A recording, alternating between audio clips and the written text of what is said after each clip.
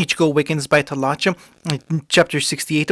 The Lost Soul Reaper with Ichigo's team. The group emerged from the portal into a long dark corridor. No windows to offer an image outside, and no light to illuminate the way aside from a faint image of a passageway. The team looked around to try and get a sense of their surroundings and any possible enemies. Despite finding nothing, they remained on guard, some wondering if they were in Wakamundo at all.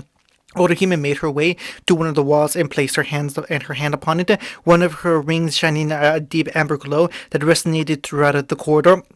Terraces were on the ground, she said, keeping her eyes shut. There's a large room down that way with stairs that will lead us above ground. She pointed down the hallway as the group began to move. Also, something big is heading towards us, she warned as she joined the group, prompting them to run. Ichigo released a small pulse of his pesquisa to get a read on whatever that something was. There are two Rancor in this building, Ichigo said as they ran. Minor threats. Who wants to get a quick warm-up in? I could use one, Tatsuki said with a smirk. I don't get to fight nearly enough. Then I'll join you, Tatsuki, Orihime added. Masamune has been itching to test himself out. They soon entered a large circular room with clear lighting and a single staircase. The one that Orihime said was the way out. Tatsuki and Orihime strode out the center of the room, while Ichigo and the rest went off to the side. It didn't take the residents of this area too long to appear as they blocked off the exit and entrance, both looking more like hollows than the usual Rancor. One was an incredibly tall being with a stooped posture, so his long arms brushed along the ground, with black dreadlocks and a hollow mask that seemed more fitting at a masquerade ball than a hollow and revealing his deformed jaw. The other was much smaller, with a beak-shaped mask that only revealed that upper left portion of his pale face, and seemed to be lacking any limbs. Minor threats, Ichigo Kurosaki, the smaller of the two, asked, glancing at the hybrid in question.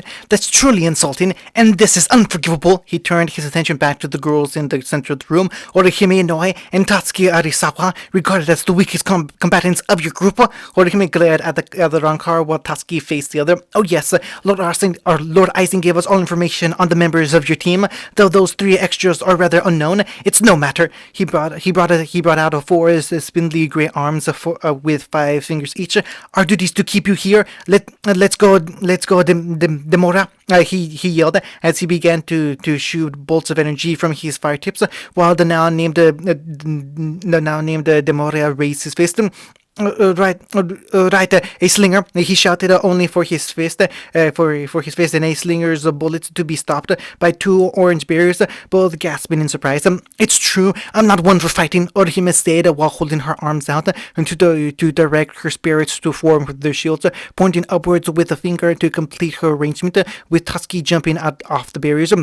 And I didn't get nearly the same level of training. She landed on the topmost barrier before kicking off and punching Demura in the eye and setting his head on fire. The giant began to spin with the force of the punch, with Tatsuki hanging off the mask and kicking off to slam another burning fist in a slinger's gut, shooting him back like a fireball. But to think you had a chance was insulting to us. There was a grunt as Demura forced himself back up, head all charged to hell and swinging about wildly. Shall I finish? Orihime asked, unsheathing the blade at her side. Tatsuki gave a smirk and gestured for her to go.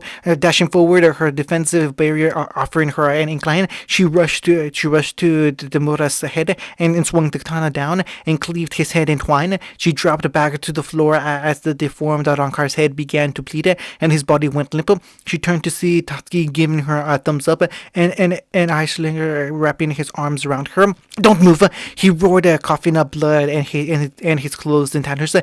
If I see you move, I'll... He threatened before Orihime shot towards him and stabbed both him and Tatsuki. Holy crap, Bambita cried out. What the hell is with her? And Candace asked as Orihime ripped the blade free and cut Eislinger in half, with not a mark on Tatsuki, while the Quincy stood in shock. Those that knew Orihime and Tatsuki nodded their heads at their improvements in combat.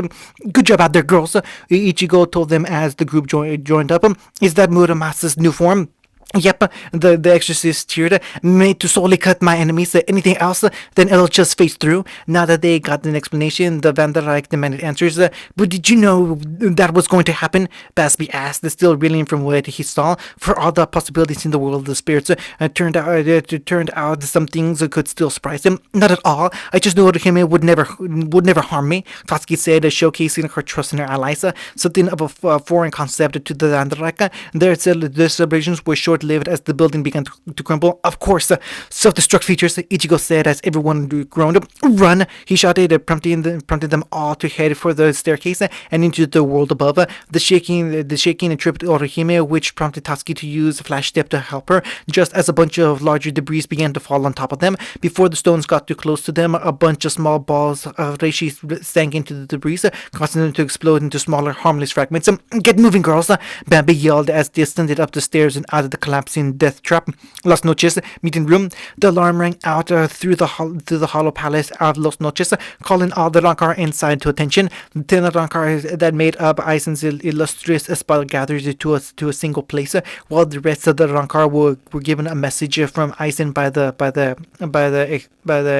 Exequest, the terminated squad of Wakemundo. The same message that Aizen was personally delivered to that Aizen was personally delivering to his 10 strongest soldiers. As predicted, we have intruders. Aizen said to his assembled elites. Ichigo Kurosaki took the bait. An image was projected showing the invaders as they stood outside the entrance of the collapsed tunnel. They were conversing amongst themselves while looking at the majesty of the massive palace. A low growl of excitement escaped from the Grimjaw while another of his espada scoffed. These are the intruders, a dark-skinned elderly man said, grumbling in disbelief. They are children. Most of the Spada were equally unimpressed with the expectation of the scientists among them and the ones that already fought against them. It's disrespectful that you're lost to that brat, Grimjaw. Enough, Baragon, Aizen ordered, returning everyone's attention to him. While five of them are the Ryoka that infiltrated the Serete, these 3 extra Quincy are rather unknown. He said, realizing what they were when they manipulated Reishi to form a platform and were dressed similar to Uryu during the Soul Society break-in. Keep a level head and let them come to us. Set up the battlefields to your advantages and fight to kill. The Quincy with the glasses, Uryu Shida and Ichigo Kurosaki, were both regarded as targets for the captains of the Gotai. I will use a similar policy. None but the Espada to fight Uryu, and only Espada from rank 5 on may battle Ichigo Kurosaki. With Ichigo's team, the group was speeding across the endless desert sands and to the only building inside Aizen's palace. Instead of running and expending energy pointedly, Basby came up with the idea of their current mode of transportation, a reishi platform made and manipulated by a Quincy, and taking advantage of a mass concentration of reishi in the atmosphere. They've been riding on this mobile platform for 10 minutes, and most focusing on the battlefield and battles ahead, while Candice explained the concept of strifts to Orihime and Tatsuki and how Bambita helped them. Bambita, you're up. What do you call out? Keeping time for the other Quincy to know when to switch who controls the Reishi platform. The exploder took her place next to the heat as he relinquished control to her. All the while, Las Noches did not seem to change as they rode. Uryu then went to Ichigo's side, who never once turned his head from the giant dome building. How much further do you think? Too damn far, the Quincy growled. It's been bugging me for time that we've been moving fairly fast, but that building doesn't seem any closer. Didn't notice the trees. Uryu took a glance to the strange, strong plants that the stone plants decorated the desert sands, skinny and withered up close, but the ones at the base of the buildings were like small pines, meaning Las Noches was bigger than they thought and how far they were. And we can't go any quicker because maintaining this transport is taking all the concentration we can muster at a time. The team groaned. Just how big is Las Noches supposed to be? Suddenly, in the distance, the sand began to shift and rise as a figure formed. A massive hollow that was made of sand with a mask that seemed like a normal face, with a wide mustache and a head like a sandcastle. And so you are the intruders, it spoke with a deep echoing tone. I will not.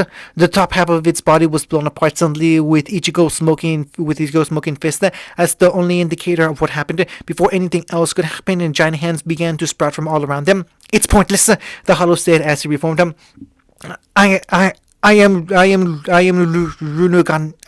Runuganka, guardian of the white sand. All the desert sand in my body and the defense of Las Noches is my purpose.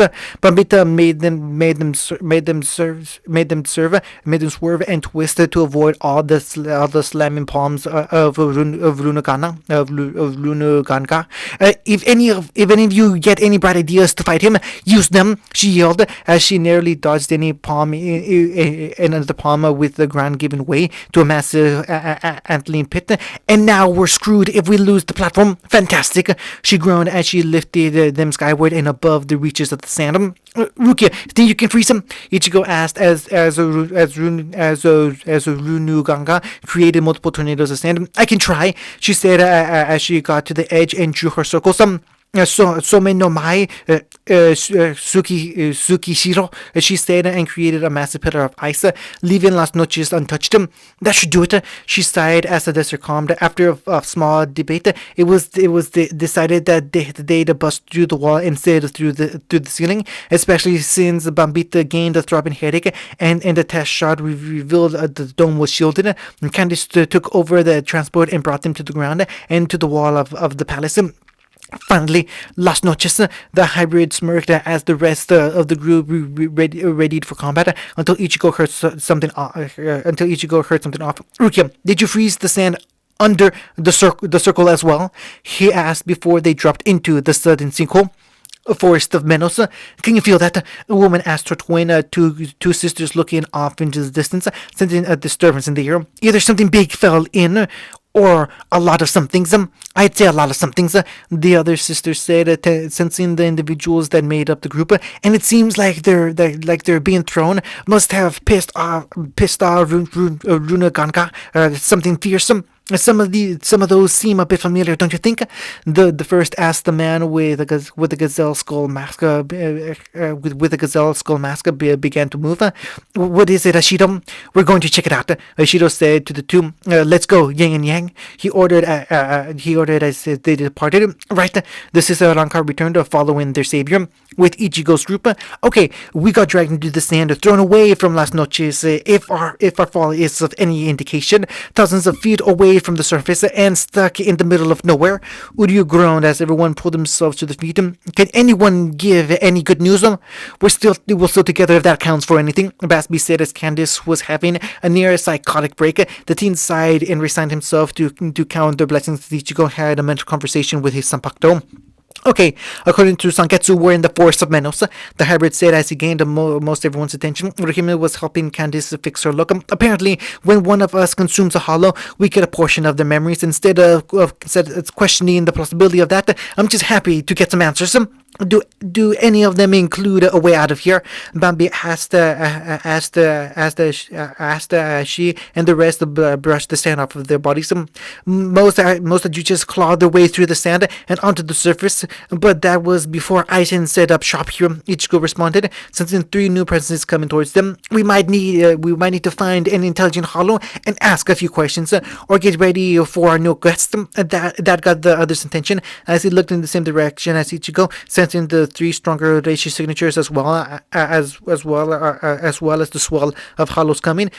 With a silent nod from the hybrid team, the rest of Ichigo's friends took a vantage point and hid themselves, while Uryu almost had to drag the Stenators into place for not taking the silent cue. Ichigo himself focused his energy and released a pulse of his hollow Reiatsu that said one thing: I am strong and hungry. The swirl of hollow disappeared almost instantly, while the other three approached more cautiously until they came into sight. Three figures dressed in fur coats, with the one at point having various hollow masks decorating his, approaching Ichigo from behind. That's close enough, Ichigo said, freezing the trio any closer, and I might consider you hostiles. Are you a captain? The man in the mask asked them. I don't recognize that symbol on your Hiyori, he said as Ichigo turned to face them. A short moment of surprise crossed his face as he recognized the Torankara that aided Kusaka. That's a long story, but the short answer is no, Ichigo responded, noticing Bambita and Candice getting ready to strike, but were restrained by Uryu. My current rank is the first seat of the first division, he said before the masked man appeared in front of him and swung his blade. Ichigo leaned back to dodge the swing and noted how old and weathered the blade had become. He He was surprised when he felt the slight pressure of the blade in the air from the man's attack, and his instinct kicked in as the master Shinigami was preparing his next strike. Ichigo slammed his palm into the man's gut and sent him flying into one of the quartz trees. Yin Yang tried to move before Basbi and Uryu held them down. The masked man got behind Ichigo and attempted another strike, which the hybrid barely dodged before tripping his opponent. As the Shinigami fell, Ichigo grabbed his mask and slammed his head into the ground, breaking the mask and revealing the face beneath. A regular man with spiky reddish brown hair. Yield, Ichigo ordered as the man gave in. Master Ashido, the twins yelled, using their elemental abilities to force Uryu and Basbi back. They charged at Ichigo only for him to strike at their necks with his hand and send them crashing next to the now named Ashido. Yin Yang, Ashido called out in concern as he went to their sides.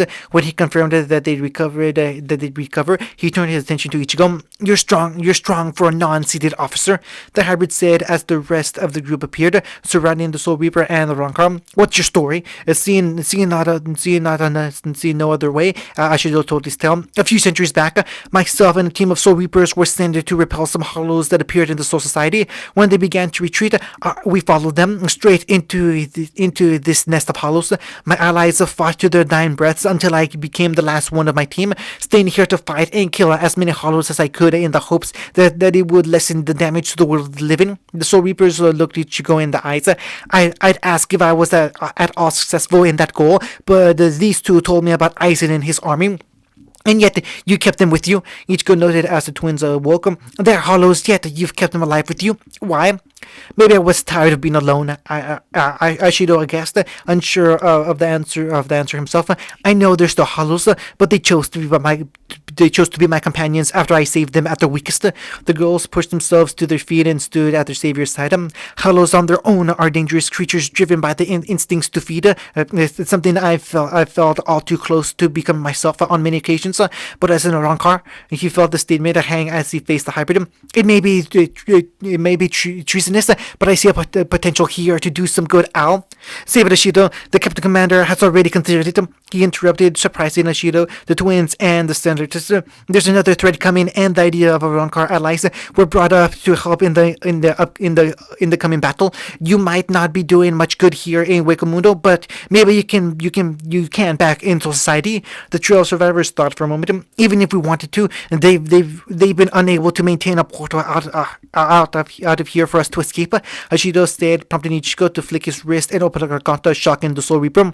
There's a small list of things I am unable to do. Ichigo explained. Go towards the strongest sense of Reishi, and you should return to society. Just maintain the spirit road so you don't fall. Ashido numbly walked towards the portal, reaching out with a shaking hand, almost disbelieving in the chance of finally returning home. But his thoughts drifted back to the allies he had, the people that he lost them. I appreciate the effort, but a slip of paper was pushed on him as he tumbled through the portal. His honed reflexes creating the spirit road just in time. That's not an offer, it's an order, Ichigo declared, still in his voice. Ashido, you are still a member of the Gotai. I'm the disciple of Genryu Yamamoto and the 4th Seed of Squad 1. I'm pretty sure I outrank you, so now I'm ordering you to do this. Return to society, offer the evidence that Plan 16 is indeed a possibility, retire and become a teacher. That letter to the old man should help, he said, leaving Ashido no room to argue as Chad threw the twin Rancor in after him. I dragged you to the old man myself, but he's probably still pissed with me. This wasn't exactly a sanctioned mission. The Shinigami couldn't help but release a breath of good mirth as he saw an old image of himself in the hybrid. Understood, sir, he said, looking over the note of verification Ichigo gave him. If I could ask something, please go to my friend's graves. He pointed off in one direction to where he set up the memories he set up the memorial to his allies. They haven't heard another Soul Reaper's voice in a long time. Ichigo smiled and gave him a thumbs up before the portal closed. Time skip. They found the grave with little issue. It seemed like the only place in the entire forest that didn't feel like hollows. The moment was interrupted by a group of Ajuchasa, one of which that called himself the Guardian of the Forest, who were almost immediately crushed by the Senator as Ichigo and his friends offered prayers to the fallen Shinigami. Under Ichigo's orders, the Senator disarmed the Guardian and began interrogating him for the exit out of the Minos Forest. Despite the heat and the thunder applying their painful touch, the Guardian remained silent until Ichigo threatened to devour him. Slowly, he quickly sang the location to the exit, and Basby saw fit to remove his head. Moving after fastest, they went through the exit and back to get into Las Noches. Instead of risking another fight with Runuganka,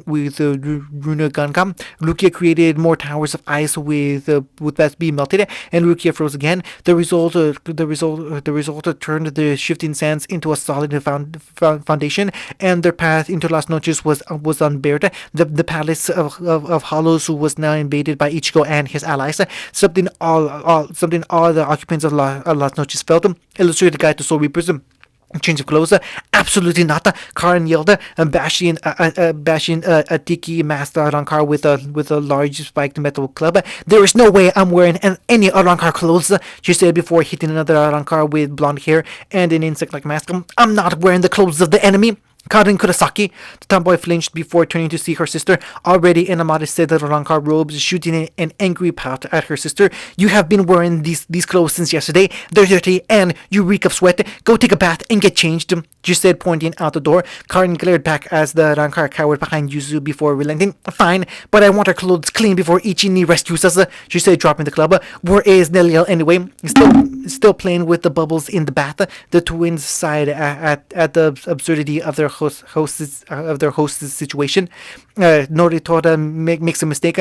The current seventh espada was walking aimlessly through the halls, grumbling in anger over what had currently happened in his life. Dropped two ranks, with one being claimed by the person that he hated the most. The chance to cause Aizen's chosen enemy some real damage was stymied by Okiura, and now he wasn't even allowed to challenge this Ichigo Kurosaki and prove his strength by killing the hybrid bastard. Things have really been pissing him off lately. He then noticed the humidity in the air and sounds of splashing and laughter. Oh yeah, Nandil did say something about the girls in bathing, he'd said before grinning. Maybe I'll go take a look. I hate that green-haired bitch, but she has a damn fine body. Maybe those kids have potential too, he said to himself, not noticing Lukiora standing right beside him with a change of clothes. The next instant had Noritora buried to his knees in the ground, upside down. It took Noritora's fraction 10 minutes to pull him out of the ground. Another 2 hours to remove his weapons from his ass. Taking all bets, I'd say. So Mari goes first, trying to get the payback from the Quincy lieutenant, and Noritora gets it the worst from Ichigo by saying something stupid. Grunbart said, throwing a few coins on the table, and Jen kept his smile and threw in some coins himself. I think you'll go down first, fighting Ichigo, but Shisal will go out the worst because he'll describe an experiment he plans to do. What is going on here? Aizen asked, walking up to Jin, Grimjaw, Yami, and Baragan, all sitting around the table covered coins. We're making bets on which of the Espada will get killed first and which dies in the worst way, Jami said before throwing his coins in. Noritora for both. He'll lose, but I'm betting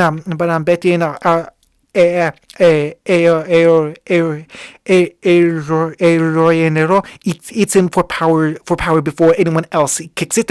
I'll take that action, Aizen said, putting down a single coin. Shizel will die first, but the most horrific won't be an Espada, he said, earning a glance from his allies. If he fails, he will definitely die in the worst manner. Predetermined matchups: Ichigo versus Grimjaw, Okiura unknown, Uryu versus Shizala Aporo, and Chad versus Noritora and Yami, Rukia versus Noriaro. End of chapter 68.